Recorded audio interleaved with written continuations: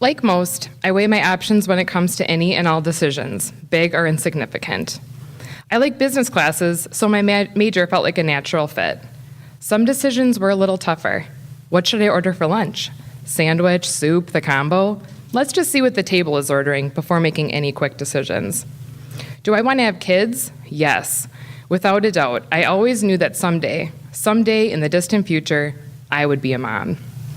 I'm not what you call maternal, but after years of being someone's daughter, sister, granddaughter, friend, fiance, and wife, I'd eventually earn the name mom. I didn't plan on having the titles fiance, wife, and mom all within 10 months.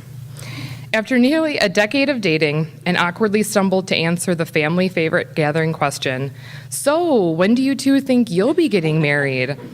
My boyfriend proposed. My fiance and I started to plan our wedding and our future.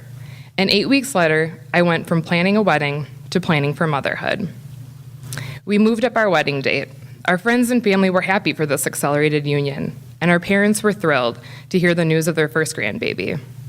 And they were all pleasantly surprised with our backyard shabby chic wedding that felt more chic than shabby.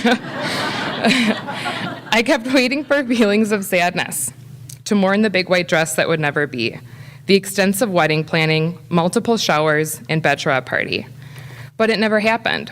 I never mourned my planned wedding because our unplanned wedding felt authentic, simple, and appropriate. If I could have waved a magic wand and not been pregnant at my wedding, would I? Yes. I drank a Capri Sun at one point in the evening. So there was a little shabby to complement the chic. But it felt right because it was ours.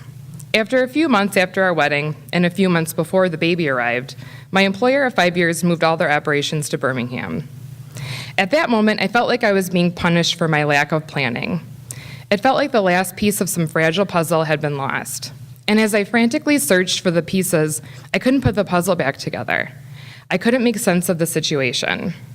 So I threw myself a good old-fashioned pity party, a pregnancy pity party, complete with Sour Patch Kids and probably a grilled cheese. At my former job, we helped our sales consultants write 30-second commercials, elevator pitches, if you will, to explain their business. During my engagement, pregnancy, wedding, unemployment period, I developed my own 30-second commercial, and then I expanded it.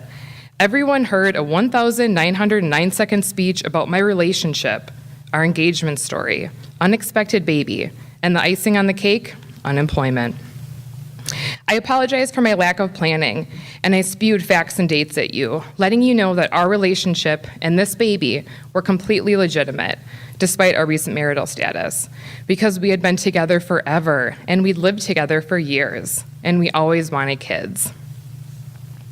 My due date was April Fool's Day, and after 8 days of waiting and 2 days of dramatic labor later, our beautiful daughter Ingrid arrived. Her unplanned plan must have been to keep us waiting, as her gender was also a surprise. During one day in the blur of newbornhood, I was rocking Ingrid to sleep and telling her stories. I was telling her the story of us, how I married my childhood crush, told her tales of camping and our favorite places. I explained to my tiny, wide-eyed 2-month-old how we met, how we got married in Grandma's backyard, and danced under the stars. I threw in a self-deprecating joke as my husband was walking by, and without skipping a beat, he turned to us and said, "She wasn't planned, but she was always part of the plan." It was so beautiful, so simple, and so true. I had to start planning for a family of 3, to start standing up for my family and accept my unplanned reality. I had to start acting like a mom. Now, if anyone does the math, married in October, baby in April, I let them go ahead and think what they want to think, knowing that any pathetic attempt to explain our story isn't worth my time or energy. We all know that life is buzzing all around us, yet we attempt to march through on a path we determine as right.